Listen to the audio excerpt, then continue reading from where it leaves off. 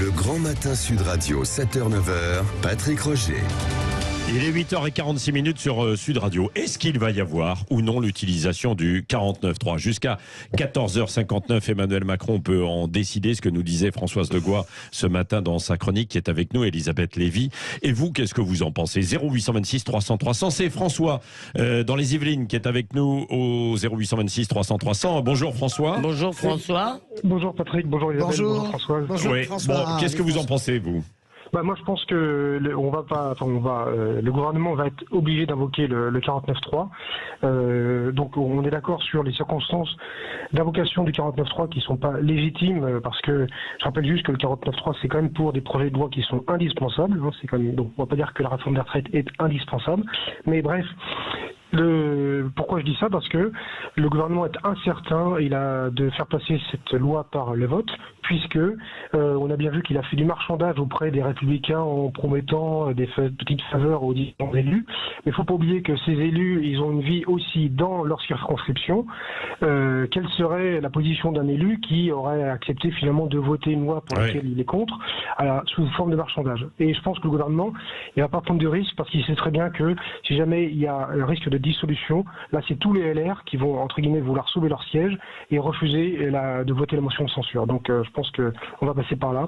C'est une sortie pour le gouvernement qui dirait je n'ai pas le choix, et c'est dans la droite ligne de dire cette réforme est indispensable, mais s'il ne l'est pas vraiment. Voilà. Elisabeth, restez avec nous François, et puis vous pouvez continuer de nous appeler pour réagir, ce que vous en pensez vous. Elisabeth, bon, et comme ensuite Françoise va vous câliner après François, moi je suis un peu en désaccord, parce que d'abord sur les députés LR, quelle serait la position, comment vous considéreriez un député qui est pour cette réforme et qui ne la vote pas parce qu'il se fait gronder par ses électeurs? Si vous pensez, je me rends même que c'est l'intérêt de la France, c'est, me semble-t-il, honorable de décider de la voter, quoi qu'il en soit. D'accord.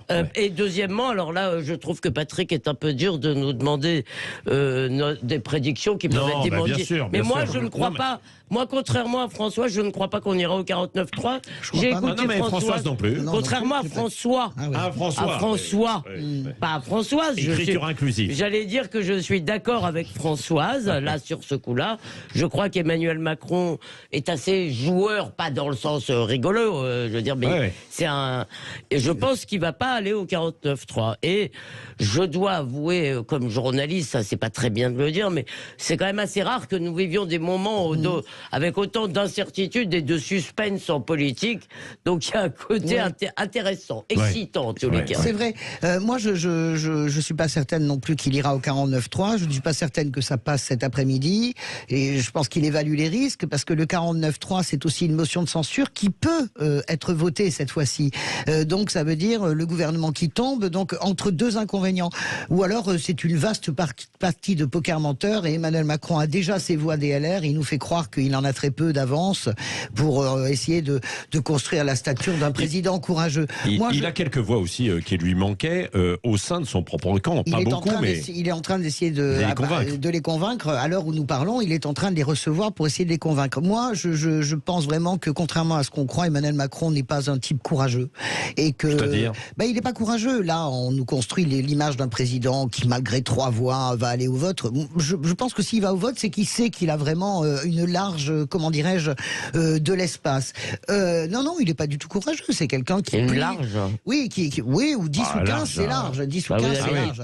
J'avais compris 3 ou 4. Non, mais je pense qu'on nous ment. Non, mais vous pensez qu'il en a plus, quoi. Ça peut être du bluff. Donc je peux rien dire. Si vous voulez, je suis particulièrement d'accord avec tous les gens qui, depuis hier, et c'est quand même pas des radicaux, je pensais au patron de la Confédération des cadres qui parle de violence constitutionnelle.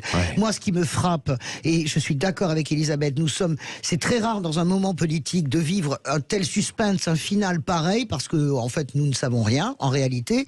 Et deuxièmement, le parcours de ce projet de loi est totalement délirant. Tous les trucs et les ficelles constitutionnelles ont été utilisés. Le 47.1, le 44.2, la commission mixte paritaire, majoritaire. Le 49-3 peut-être.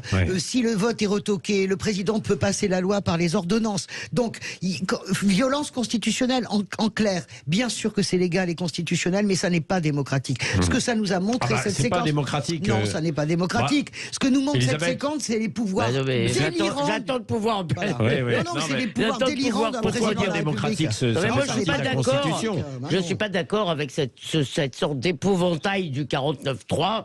Ça me paraît pas anti-démocratique, le 49-3. Il est vrai cependant que l'accumulation du 46 ceci, du 49-3, etc. fait que oui, mais d'un autre côté, il y a aussi une façon de mener le débat parlementaire de certains opposants qui n'est pas non plus très démocratique. Moi, je ne regrette pas les 42 000 amendements.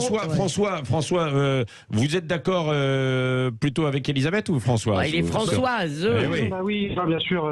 Mon cœur va du côté de François. Je suis désolé, mais plus sérieusement. C'est vrai que c'est antidémocratique parce que la démocratie, ça consiste pas à faire voter les gens une fois tous les 5 ans pour un président et juste après pour les élections des députés. C'est pas du tout ça. La démocratie, c'est faire donner la voix au peuple et gouverner un pays pour le peuple. Là, on peut dire que on peut mettre tout en place, les institutions, le Conseil constitutionnel, le Conseil d'État qu'on veut. On voit très bien que cette doxa ce pilier de la démocratie est complètement bafoué. Il ne faut pas oublier que la réforme des retraites a fait l'objet aussi de mensonges de la part du gouvernement avec les 1 200 € pour tous et autres billevesées. Donc c'est vraiment... On peut mettre, vous savez, pour finir, en Russie aussi, on peut dire ça a été démocratique et la Constitution est respectée, bien sûr, oui. Mais est-ce que c'est une démocratie pour autant? Pas du tout. Bon, d'abord, je vous remercie d'employer le joli mot billevesé, François. Ça, c'est formidable. Non, deux choses. La première, c'est que si on vous écoute, en fait, il n'y a jamais une loi... il n'y a que des lois dépensières qui peuvent être votées, parce que dès que vous faites une loi qui pénalise l'un ou l'autre, vous pouvez pas la voter parce que le peuple est contre. Ça, c'est... si, ça se passe un peu comme ça. Et la deuxième chose que je trouve plus fondamentale, si vous voulez, c'est qu'en fait, vous me dites que la démocratie représentative, finalement, vous n'y croyez pas, parce que c'est le fondement depuis Montesquieu de la démocratie. On élit des représentants à qui on délègue entre deux élections. Et rapidement, la gestion des affaires de l'État. Rapidement, et puis ensuite on retourne au 0826. Cette démocratie est tordue et bafouée par ce principe. Vous avez vu, je suis d'accord avec vous, c'est pas le 49-3, c'est l'empilement de toutes les procédures, tous les trucs et les ficelles constitutionnelles. Ce gouvernement a été les chercher. Vous parlez de l'opposition qui s'est mal comportée, mais la réalité c'est que le choix même du véhicule législatif, le 47.1, est déjà une provocation. Ça c'est le premier point, mais véritablement le premier point. Et le deuxième point, si vous voulez, c'est que jamais, de mémoire, on n'a jamais vu une force syndicale aussi puissante avec autant de mouvements s'affronter à un pouvoir politique aussi faible et aussi fébrile. La réalité, c'est que Emmanuel Macron a une majorité relative. Donc, moi, je suis d'accord avec François et des millions de gens. Je pense que je ne suis pas pour que la rue fasse ou défasse les lois, c'est pas ce que je dis. Dans ce cas précis, cette loi inutile, votée au forceps, ou pas d'ailleurs cet après-midi, eh bien, il y a un déni de démocratie. Mais je n'arrive pas. Jean-Paul de Draguignan est avec nous au 0826 300 300. Merci François. Jean-Paul, bonjour. Oui, bonjour. Bonjour Jean-Paul. Bonjour. Ouais. Alors, écoutez, moi je voudrais dire que même si cette réforme de retraite est actée et passe, peu importe la manière dont elle passe, Macron a perdu. Macron a perdu parce que la détestation que le peuple français a envers lui ne fera qu'augmenter. Ouais. Il a perdu toute forme de cohésion dans le pays. Il a perdu toute forme du sens de la vie en commun.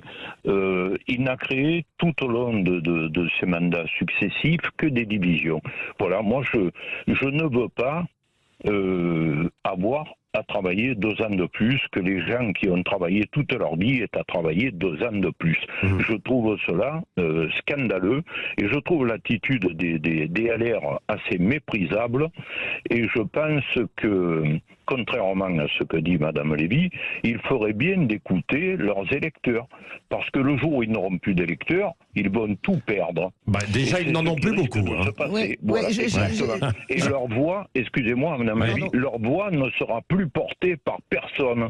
Le risque est là. J'ai du mal à comprendre, c'est intéressant. Voilà. En une minute après, je te laisse la parole, Isabelle. Non, il ne reste qu'une minute. En 30 secondes, j'ai du mal à comprendre comment les Républicains font un tel cadeau à Emmanuel Macron. Parce qu'ils pensent qu'en 2027... Ils sont piégés. Non, pas du tout. Des gens comme Ciotti pensent qu'il y aura quasiment une alternance automatique. Après Macron, forcément la droite.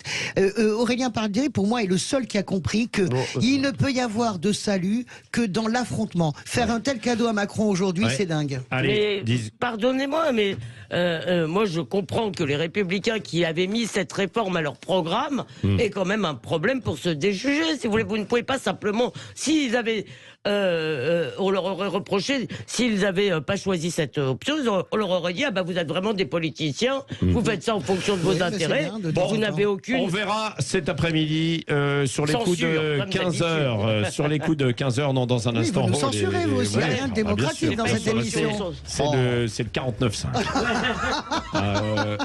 Dans un instant, et surtout le 56. Il est le 8-56. C'est-à-dire que dans un instant, on se retrouve avec Valérie Expert.